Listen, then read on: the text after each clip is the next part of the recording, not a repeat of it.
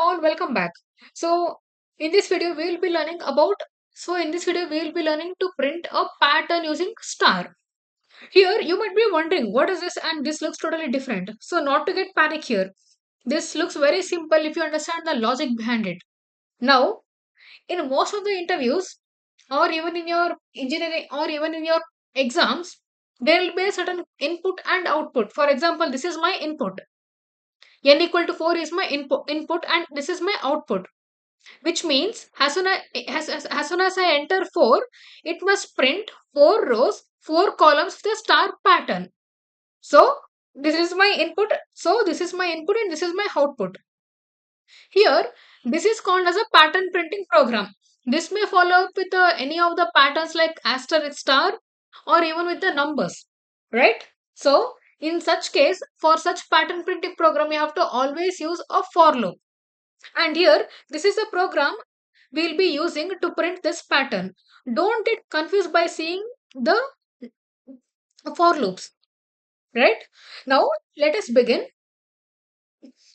Now, I'm taking the input from the user. So, I'm entering as 4, which means the console must provide 4 rows and 4 columns, right? In star pattern. Clear? And here, the for loop.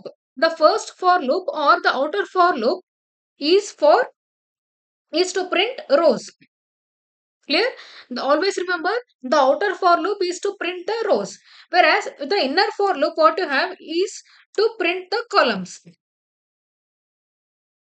Clear? Now, how we will do? Let us start with the tracing. So what we'll do? Initially, the value of I is 1. Clear? In the first iteration, the value of I is 1. So what is the condition? The value of I is 1 and I less than or equal to n. What is the value of n? So 1 less than or equal to 5. The condition is true. Now since this condition is true, it will directly enter into the j loop. Now what is the value of j? The value of j is 1 where j less than or equal to n. That is 1 less than or equal to what is the value? Sorry, n is 4. Right? Now what is the value of n? N is again 4. Now, since the condition is true, it will go on and print a single star. Clear? Now, let me provide the output here. So, the first output would be single star. Now, the condition is true. This is for j equal to 1. Now, j gets incremented to 2. Now, j equal to 2 for same iteration. That is, as I mentioned, the outer row is to print the rows. The outer loop is to print the row. So the first row is I equal to 1, which means that this particular row has the value of I equal to 1 means the first row. So if you see for the first row, we are taking up the column values. Now coming to the second column in first row, I equal to 1, j equal to 1 means first column and j equal to means second column. Clear? Now what is the condition? J less than n, that is 2 less than or equal to 4. Again the condition is true. Since the condition is true, it will print the second asterisk. Here you notice it is system.out.print, not println. The difference of print and println is, if I use println, it will print me to the next line. Right? Since I am using print, it is printing me over the same line. Why it is not printing? Yes? I'm not sure why it is not printing. Right? So 2 asterisk got printed. Now j gets incremented where j is equal to 3. Now again it will check for the condition j less than or equal to n, 3 less than or equal to 4. So the condition is true. Again it will print asterisk. Clear? For the first row. Now j gets incremented to 4. J equal to 4 and j less than or equal to n, that is 4 less than or equal to 4. The condition is true. Right? So the value of asterisk gets printed. Now when j is 5, it will check for the condition. 5 is not equal to 4. That is the value of n is 4. 5 is not equal to 4. So this statement is skipped. That is this block gets skipped and it will come out and it will print this system.out.println a blank statement. Clear? Since it is a println, it will move on. The cursor would be placing here. Since it is system.out.println, the cursor would move on to the next row. Clear? This is next row, and finally it will come back to this, right?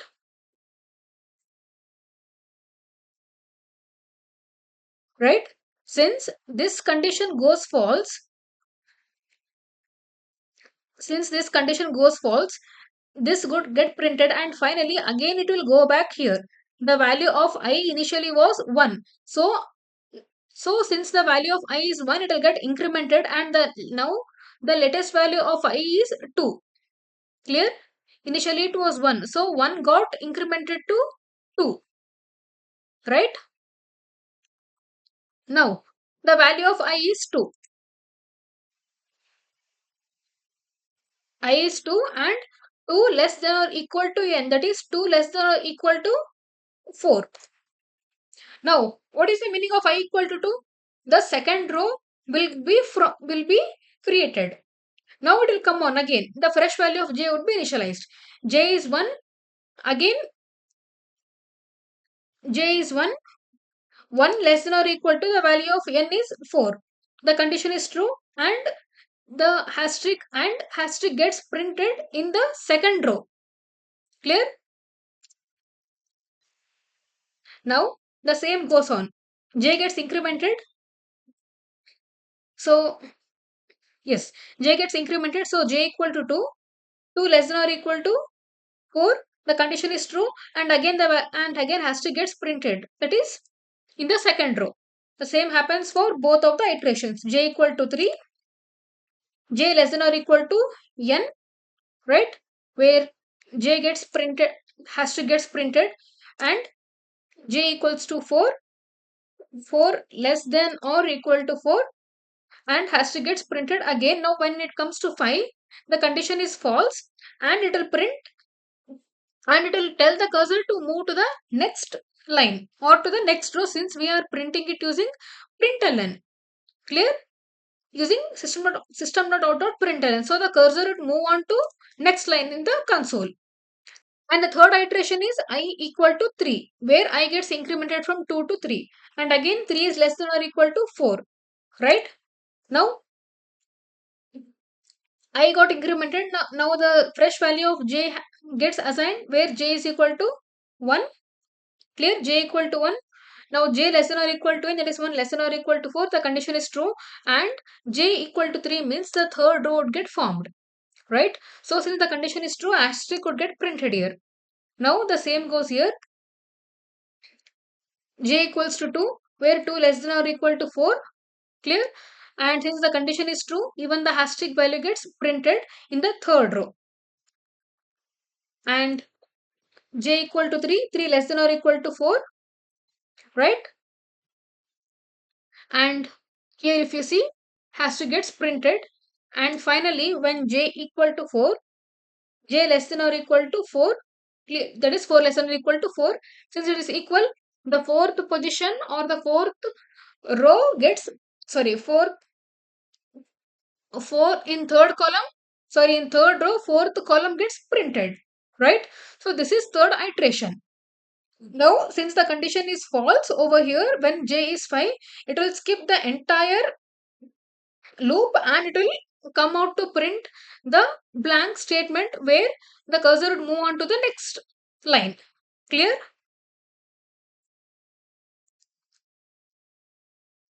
And here what you have, the last iteration is 4. So when I is 4, I gets incremented to 4. Right? When I is 4, the condition is I less than or equal to n, 4 less than or equal to 4. Right? So now it will enter now it will enter to print j. Now it will enter to execute j loop where j equals to 1, j less than or equal to n, that is 1 less than or equal to 4. Since the condition is true, in the fourth row, the value in the fourth row, the first row would be printed as asterisk.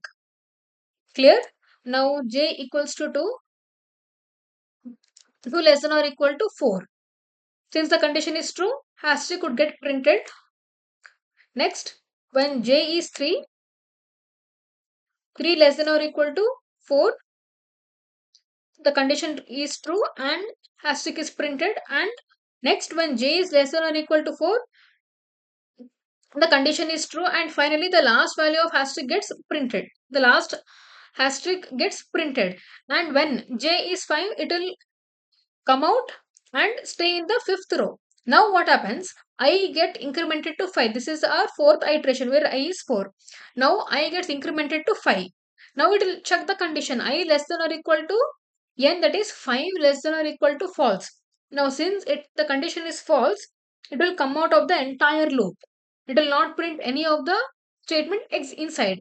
So since the condition remains false over here, this will skip the entire loop and it will come out of the loop. So outside, if there are any statement, then that would get printed, right? Initially, you feel very tricky by seeing this pattern printing, but if you understand the clear basics, then it would be very easy. Always remember, in pattern printing, the first for loop, whatever you have, the first for loop is to get the count of a rows. Sorry, the first for loop is to print a rows, and the second for loop what you have, it is to print a column, right? So after that, just take a pen and paper and start tracing every condition, then you'll get to know what exactly it is, right? Now let us move on to editor. Now this is the program, and here we are using scanner to take the input. Clear? And the same logic what I have defined over there have been used here, right? Now let us execute this. Let me open a new terminal and execute. Now it is asking for a user to provide a value, right? If I provide row, it must print 4 rows and 4 columns using hashtag. Now if this is 4 rows and 4 columns, right? Similarly, if I provide as 6 as an input, then it must print 6 rows and 6 columns, right? So hope this is clear. And always remember, whatever logic you are building here, that must apply to any of the input you are giving. It is not like this will apply only to 6 rows, or it is or only to 4 rows. That is totally wrong. Whatever input you are giving, it may be a valid or a invalid. If it is a invalid, then it must throw a appropriate message. If it is a valid, then it must provide a appropriate output. So always make sure the logic what you are building must be applicable to any of the input what user is taking. Clear? Because what happens during your placement drive, they won't they will not tell you to write a program expecting only this particular output. They will give you a chance to write a single program which will take a combination of both positive and a negative output.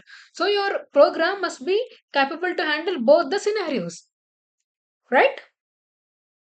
So in the next video, again, we will see one more pattern printing program. Till then, keep practicing, take a pen and paper and start tracing all these. You'll come to know how exactly it works. Not to get confused, and if you have any doubts, please post in the comment. Thank you.